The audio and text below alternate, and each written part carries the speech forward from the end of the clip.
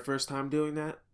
I do. What is it about those first few moments in a Bethesda game that stays in our hearts and minds forever? Is it what we know they promise? A huge, open, and detailed world filled with fascinating characters, interesting writing, and fun quests? I'll never forget the overwhelming amount of excitement I had for Skyrim. I bought it day one going to the store with my friend. The second we got our copies, he left and went home to play. We barely hung out that day, and I don't blame him for leaving like that. Skyrim was something else. For many, they already had experience with games like this. Hell, Morrowind came out almost 10 years prior. But for many more, this was a first. This was a game you could conceivably spend an entire year or two playing, still discovering new things, especially if you didn't use a guide or a walkthrough. Thankfully, I didn't wait for Skyrim with empty hands. In January of 2011, I picked up Oblivion and played through it for the rest of the year. To this day, Oblivion is still my favorite Bethesda game. I feel like in the 2010s, gaming got very serious, a lot of muted color palettes, very heavy-handed narratives, trying to be very cinematic, but Oblivion still had that just fun charm that we were used to seeing in the 90s and early 2000s. That's not to say that a game like Fallout 3, New Vegas, Skyrim, those games aren't fun. They absolutely are, but this game just felt different, especially if you compare it to later games from Bethesda. Probably my favorite thing about Oblivion is that it has the best color palette out of any Bethesda game, which are usually rife with grays, blacks, and whites. Look what happens when I Google screenshots of Fallout 3, New Vegas, yes I know it wasn't made by Bethesda, Skyrim, and Oblivion. Colors aside, the writing of the quest just popped out more to me as being memorable or inspired. Maybe it has something to do with it being my first Bethesda game, but I also remember being blown away by Skyrim that later year, and both Fallout 3 and New Vegas, which I received for my birthday the year after. Like with most Bethesda games, there's also this layer of comedy to Oblivion, which I just find so charming. I mean, how can you not love this? Bye. Stop! You violated the law.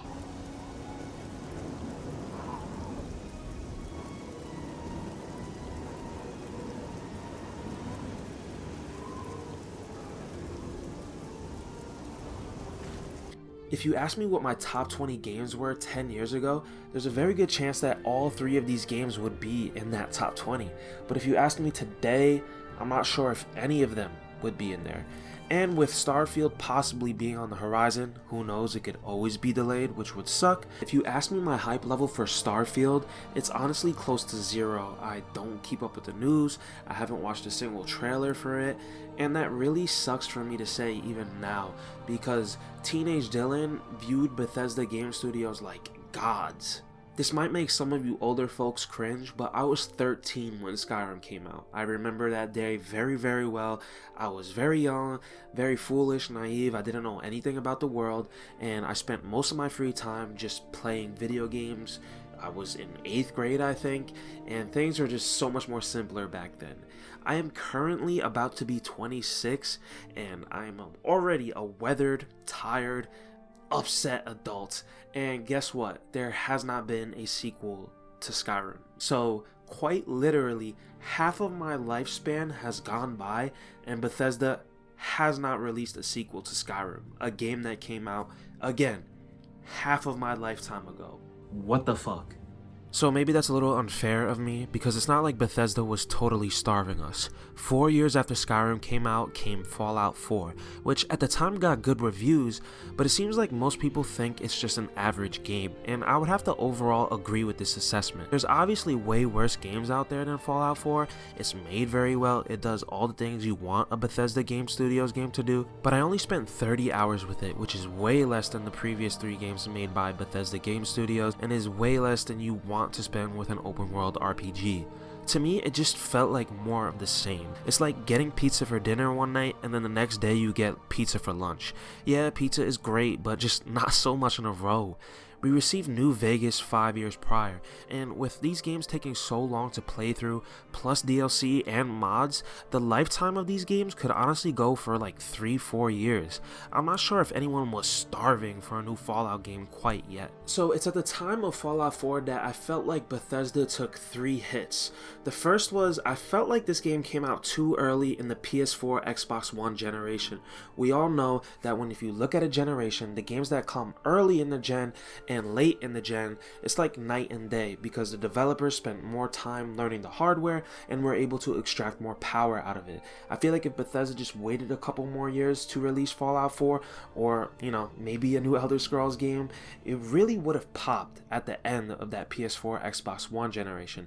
But that's just a me thing, so you can ignore that if you want. Let's just focus on these next 2. To this day, most people will say that Fallout New Vegas is the best Fallout game that has ever come out. Me personally, Fallout 3 is my favorite. I think it's just, again, it was so new and amazing to me at the time, and I loved the lore and world. It blew me away.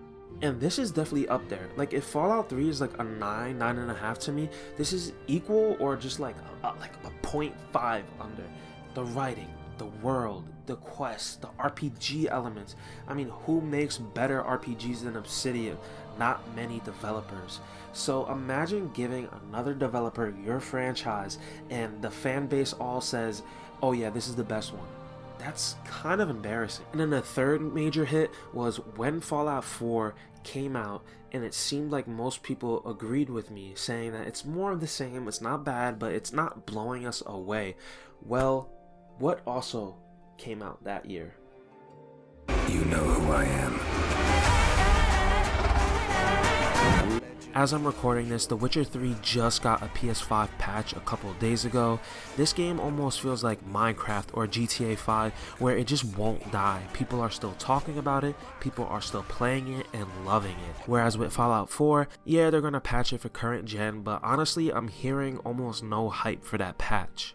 So surprisingly, after the launch of Skyrim, one of the biggest games of all time, it's in those following years that I feel like Bethesda quickly went from the hottest thing ever to that old toy collecting dust in the corner of your room. And then this happened.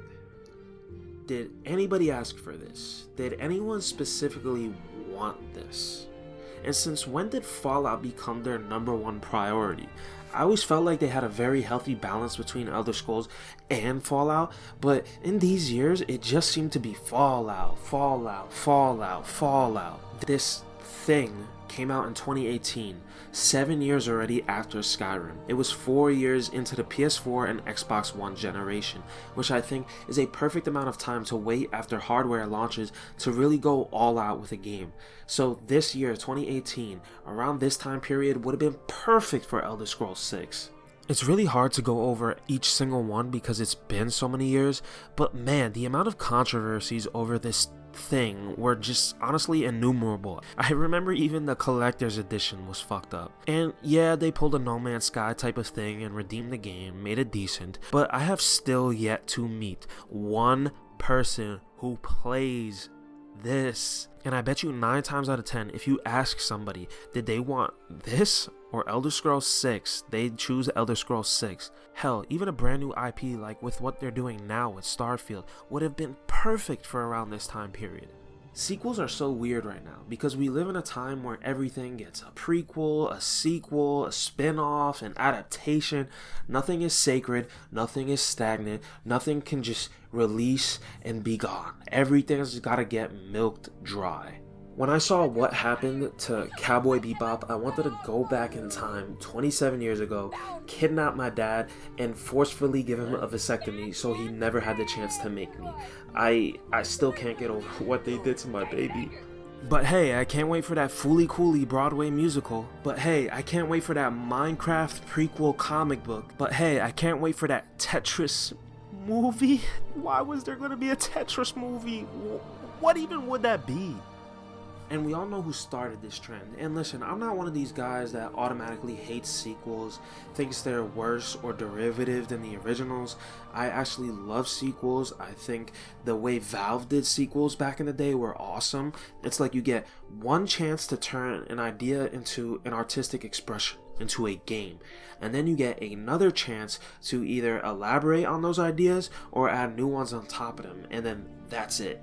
And I really respect Valve for doing that. Like, no matter how much there is a part of me that wants Portal 3, Half-Life 3, Left 4 Dead 3, I'm very happy that they just stopped. I respect that a lot. I also think trilogies are nice though, because then you get a third and final chance to perfect the formula. Remember back in the early 2010s when everybody complained about everything being trilogies? I bet you miss that problem now, don't you? So that takes me back to Bethesda.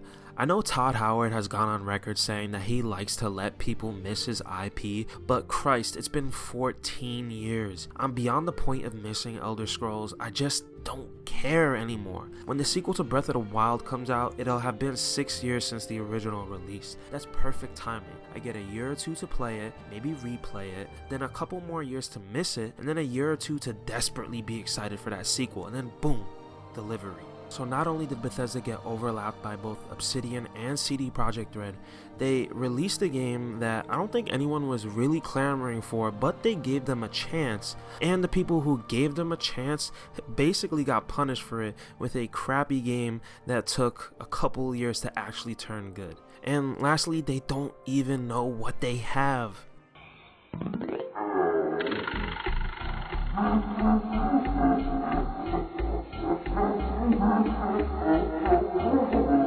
Or maybe they do know what they have if you consider the endless, disgusting milking of Skyrim.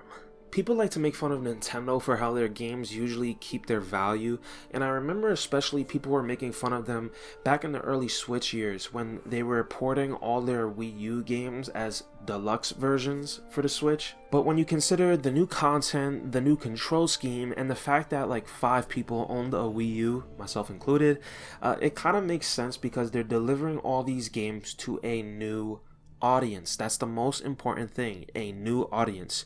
Nintendo knew that these games were already great and deserved a bigger audience. It was just the platform that held them back. These versions of Skyrim are not going to a new audience because Skyrim already got the huge audience it deserved. They're aimed at people like me and you who already like this game. But seriously, a new version of Skyrim for full price in 2022? Bro, get over yourself. Look, I sound like a hater right now, so let me just make this clear. I want Starfield to be amazing, and I want Bethesda Game Studios to succeed again. I want them to be genre defining again. But at this point, Bethesda is like a band or a singer that you love who is still putting out music but hasn't released a great album in over a decade. It's getting harder and harder to say you're a fan of them. So yeah, Bethesda, you lost me. I really, really hope you can get me back. I guess we'll see early next year. Back row, perhaps. I'm recording this way after the video is done. I'm just about to finish editing it. But if you made it to the end of the video and you liked it, please hit the subscribe button. Please hit that bell button. Maybe share the video, comment. It means everything to me. Slap the thumbs up button. Thank you very much for watching. It means the world to me, and there will be new videos every Tuesday and every Friday. See you.